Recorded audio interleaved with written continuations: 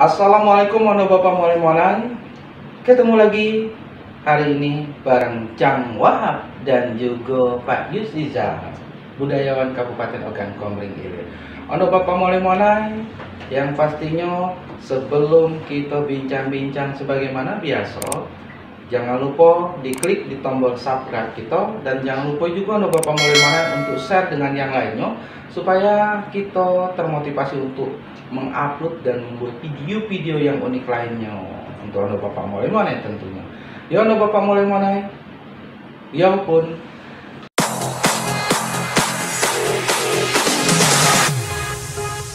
Nah ini Pak Yusiza. Iya. Kalau kita berbicara mengenai masalah pernikahan, ya tentu sangatlah beragam yang kita lihat di situ, baik adat istiadatnya maupun nilai-nilai budayanya, ya. Nah, di dalam adat pernikahan itu juga mungkin ada bapak mola yang lain rasa penasaran karena ya setiap daerah itu berbeda-beda. Yang dikatakan di awal tadi, artinya ada beberapa yang memang mengandung unsur-unsur nilai budaya, ya.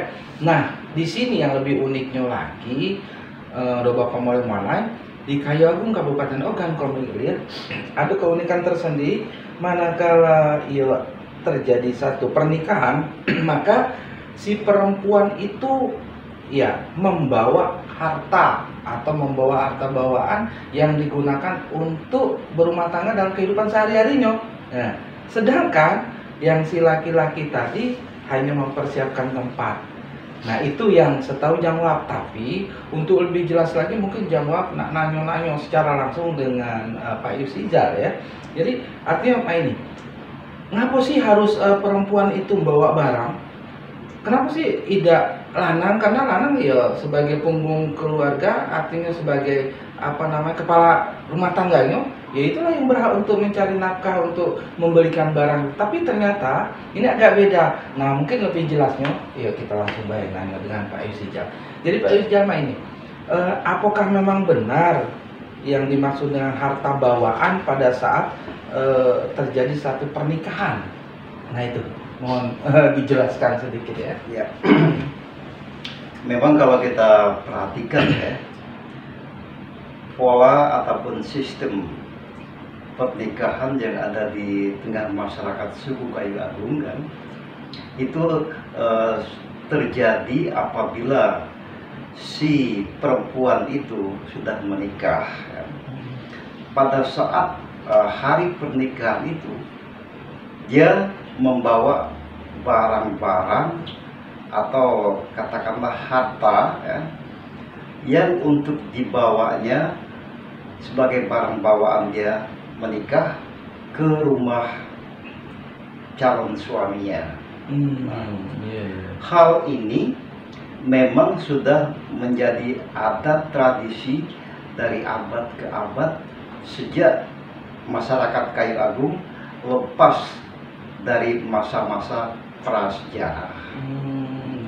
Nah, terus masalah harta yang dibawa itu ditentukan atau memang cukup untuk ya kehidupan sehari-harinya atau bagaimana itu? Nah, sebenarnya barang bawaan itu kan tidak ada dari unsur adat menekankan bahwa kamu harus begini, boleh dikatakan harus berlebihan, ya. Iya. Karena pada hakikatnya yang namanya barang yang harus dibawa oleh pengantin perempuan itu hanya ada 3 posisi. Iya. Ya. Posisi pertama itu adalah barang-barang persiapan untuk di kamar tidur. Katakanlah isi kamar. Iya. Yang kedua, barang-barang yang diperuntukkan untuk kegiatan sehari-hari, yaitu adalah isi dapur. Mulai dari rak, piring, sendok dan sebagainya kan. Jadi untuk persiapan makan kan. Nah, lalu yang ketiga itu adalah barang-barang untuk menghias ruang tamu atau ruang keluarga yang ditandai dengan adanya mungkin sepasang kursi tamu kan, ada lagi lemari-lemari dan sebagainya. Ya. Nah ini Pak Irja, kan harta bawaan itu kan dibawa ke pihak laki-laki, keluarga laki-laki. Nah kalau berandai-andai di pihak laki-laki itu memang sudah ada harta, katakanlah ya si calon suaminya atau suaminya, katakan sudah nikah kan, suaminya itu memang ada ibu bapaknya dan di sana memang sudah terdapat harta benda yang dipunyai oleh si ibu bapak dari si laki-laki itu. Nah, apakah pada saat dia berbaur, pada saat si laki-laki memboyong istrinya ke tempat orang tuanya, nah di sini harta itu boleh digunakan atau memang ya karena belum punya rumah sendiri itu disimpan dulu, digunakanlah harta yang ada. Itu gimana tata caranya? Sebenarnya barang-barang yang baru datang dengan barang-barang yang sudah ada, yang sudah merupakan milik keluarga mempelai laki-laki kan, ini tidak ada beda posisinya kan, tetap isi rumah ya. Hanya saja tergantung dengan pihak keluarga laki-laki, apakah barang-barang yang sudah ada itu diposisikan ke tempat lain atau katakanlah disusun ya, sehingga dapat memasukkan dan memajang barang-barang bawaan menantunya atau mempelai perempuan tadi kan. Nah, masalah pemakaian itu adalah sama, cuma dengan catatan biasanya barang-barang yang sudah ada di dalam rumah mempelai laki-laki itu ada dua pertanyaan. Apakah itu adalah barang bawaan ibu si mempelai laki-laki saat menikah, atau barang itu merupakan usaha dua laki istri, ibu bapak daripada si mempelai laki-laki yang dipersiapkan untuk putrinya atau anak gadisnya, mungkin kalau ada anak gadis ya, untuk persiapan dia apabila sudah memasuki jenjang pernikahan. Nah, setelah itu Pak Irja, pada saat dia sudah katakanlah membawa harta bendanya ke yang laki-laki itu, nah apakah ada kemungkinan harta itu memang dibeli oleh si laki-laki, tidak hasil pembelian dari keluarga dari mempelai perempuan? Kalau berandai-andai memang mempelai perempuan itu orangnya tidak mampu dan mau tidak mau karena secara adat itu harus membawa barang, nah dia kompromi secara katakanlah kekeluargaan, yo kak, mama kak, karena aku ini memang nggak punya, lagian bapak sudah meninggal dan sebagainya, harta dak kate, ya mama cari. Nah itu solusinya mama itu. Nah,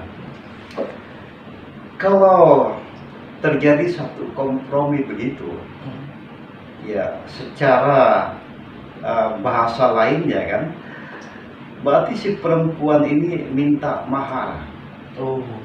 Minta mahar kan. Tapi walaupun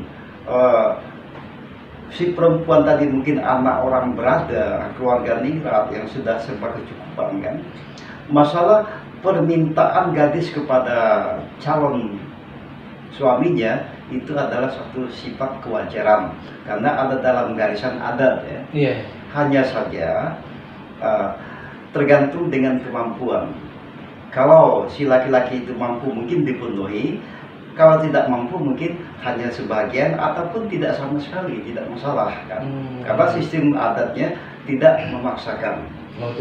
Ya. Nah, lalu andai kata tadi si perempuan tadi begitu ucapannya kan, dan laki-laki itu memenuhi, tentu dia tidak akan memberikan barang, tetapi memberikan berupa uang. Nah, dari uang itulah nantinya akan diberikan barang-barang. Andai kata uang itu didapat setelah pernikahan atau saat pernikahan, otomatis kan tidak sempat belanja. Nah, biasanya dari tua-tua keluarga perempuan ini menengahi, kita belikan barang dulu, bila perlu ngebon sini ngebon sana kan. Yang penting kita sudah persiapkan barangnya, nanti kalau sudah ada duit mahar duit itulah yang akan kita bayarkan untuk menebus barang-barang ini. Nah, jadi kasarnya kalau begitu laki-laki itu laki-laki yang mempersiapkan barang bawaan. Tetapi secara adat ya bukan begitu arahnya.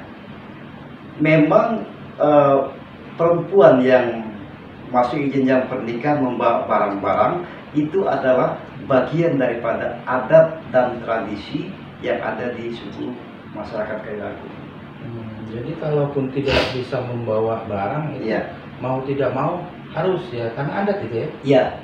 Akan tetapi ya barang-barang yang dibawa oleh si perempuan itu tidak harus yang mewah. Sebenarnya pada hakikatnya ada istilah kan, cukup membawa tikar segulung dan bantal guling. Andai kata sudah mepet, tidak mampu sama sekali. Hanya ada alas tidur, bantal guling yang untuk pengisi kamar. Dan tidak harus diperdulikan isi dapur ataupun isi ruang tamu. Dan isi dapur mungkin hanya mampu membawa piring makan, gelas, sendok dan sebagainya. Nah ini Pak Ijam, di dalam pernikahan kan kita tidak pernah bisa tahu langgeng atau tidak. Bahkan kita juga tidak bisa memponis bahwa kalau yang namanya perempuan sudah bawa harta, ya berarti dia akan kekal abadi pernikahan itu. Kan tidak mungkin ya, suatu saat mungkin ada terjadi cekcok dan sebagainya. Yang lebih parah lagi kalau cekcok itu sudah mengarah ke perceraian. Nah, jadi barang-barang tersebut apakah masih tetap di tempat yang laki-laki itu atau mungkin dibawa kembali itu? Ya, berarti arah pembicaraan di Wahab itu andai kata pernikahan itu terjadi suatu kekandasan, atau kandas di tengah jalan ya. Nah, barang bawaan itu ada dua prinsip. Mutlak bisa diambil kembali oleh si perempuan apabila dia tidak memiliki garis keturunan. Dan apabila dia juga mempunyai garis keturunan tetapi anaknya itu baik laki-laki maupun perempuan ikut sama ibunya, maka barang-barang yang di rumah suaminya itu berhak untuk dibawa lagi. Dibawa lagi ya. Tapi ada sebaliknya ya, ada pengecualian. Andai kata terjadi perceraian hidup ya, kita maksudkan perceraian hidup ya, dan dia punya tunas anak perempuan, sedangkan anak perempuan ini tidak ikut sama ibunya, ikut sama ayahnya atau bapaknya kan, maka barang-barang itu sebenarnya oleh si ibu tidak berhak untuk diambil, karena itu sudah merupakan titipan sebagai harta waris. Karena pada hakikatnya si ibunya sendiri pada saat menikah ya, diberi barang, pesangon barang-barang oleh keluarga, itulah merupakan bagian daripada harta waris yang wajib diberikan kepada dia saat menikah.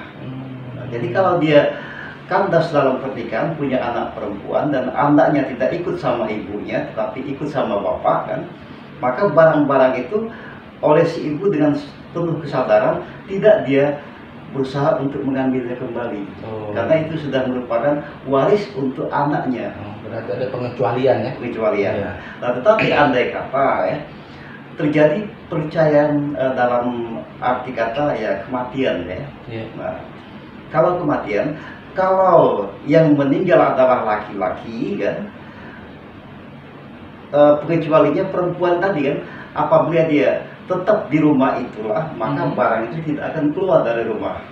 Tetapi kalau suaminya yang meninggal ya, dan si perempuan tidak mau menetap di rumah itu, ya sebagian-sebagian bisa diambil oleh si ibu. Ya. Nah, andai kata yang meninggal itu adalah perempuannya, ibunya kan, dan tidak ada kepastian barang itu harus diambil, karena perceraian tersebut bukan perceraian hidup, karena perceraian kematian. Nah ini ada lagi ya, ini agak sih. Karena memang kita tidak bisa menerka jodoh itu apakah datangnya tiba-tiba atau mungkin bisa satu daerah atau mungkin bukan dengan daerah yang lain. Ini yang maksud begini. Jadi seandainya ada perempuan yang memang bukan suku Kayu Agung, tapi mereka cinta benar yang cowok itu cowok asli Kayu Agung. Nah di sini ada informasi mungkin yang ditangkap oleh si perempuan tadi bahwa kalau menikah dengan orang Kayu Agung berarti harus bawa-bawaan. Sementara dia orang tidak punya, sukunya juga berbeda. Ini ada rasa ketakutan sehingga akan mengurungkan niat baiknya itu karena ditakutkan oleh adat itu. Apakah memang harus membawa harta juga atau gimana secara adat? Yang namanya pernikahan secara adat kan, kalau adat istiadat orang suku Kayu Agung kalau dia perkawinan atau pernikahan satu suku mau tidak mau apapun bentuknya, nilai sebesar atau kecil apapun, si perempuan tetap membawa barang walaupun tidak ada unsur pemaksaan kan. Tetapi kalau perkawinan itu antara suku Kayu Agung dengan suku luar Kayu Agung, baik laki-laki maupun perempuan, hal yang dinyatakan membawa barang itu tidak ada, tidak dipaksakan. Tapi kalau perempuan itu dia orang luar suku Kayu Agung kan kepengen mengikuti alur daripada adat Kayu Agung, ya tidak masalah. Dan apabila dia tidak membawa, itu pun tidak menjadi omelan masyarakat karena orang maklum dia bukan orang suku Kayu Agung. Jadi apa sih manfaat dan tujuan dari bawa barang harta bawaan itu menurut ini? Nah, secara harfiah menurut adat Kayu Agung itu barang bawaan itu ada 3 efek daripada barang itu kan. Yang pertama itu akan tergambar satu bentuk keriakan atau riak katakanlah pamer kekayaan. Nah, si perempuan itu seakan-akan banyak harta di bawahnya, begitu kaya ya perempuan itu. Nah itu kan arahnya ke situ sebenarnya kan. Tetapi yang kedua arahnya adalah inilah barang bawaan sebagai stok harta waris yang diberikan oleh keluarga untuk anak perempuan yang belaki. Karena itu harta waris kan, mau tidak mau akan diturunkan dari rumah dia, dibuat sebagai pesangon saat dia menikah. Yang ketiga, barang-barang bawaan perempuan itu bukan hanya dipajang semata, boleh dipakai keluarga itu keluarga suaminya, kecuali yang tidak boleh dipakai oleh pihak keluarga itu adalah apa-apa yang ada di kamar tidur.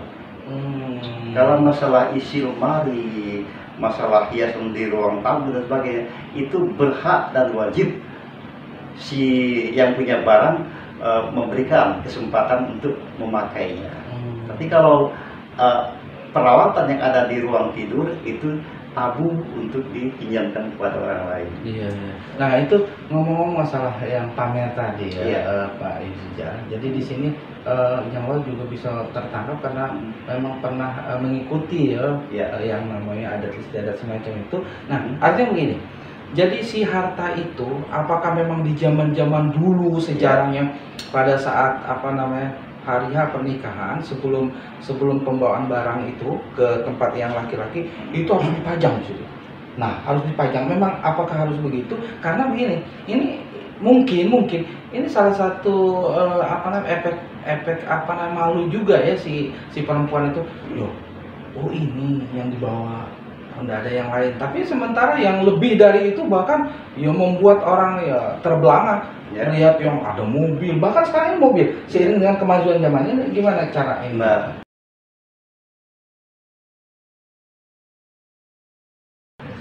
Kalau yang melebihi batas daripada apa yang ditentukan oleh adat misalnya oleh adat itu hanya menentukan peralatan tidur, peralatan dapur, kemudian peralatan di ruang tamu kan. Andai kata lebih dari itu, misalnya ada bawa mobil, bawa motor dan sebagainya. Ya. Kalaupun itu adalah usaha si perempuan itu, tidak bermasalah. Karena kepentingan untuk dia juga yang memakai. Oh iya benar. Tetapi kalau itu adalah pemberian orang tua ya untuk dia, jelas di sini akan terkesan orang tua itu ria.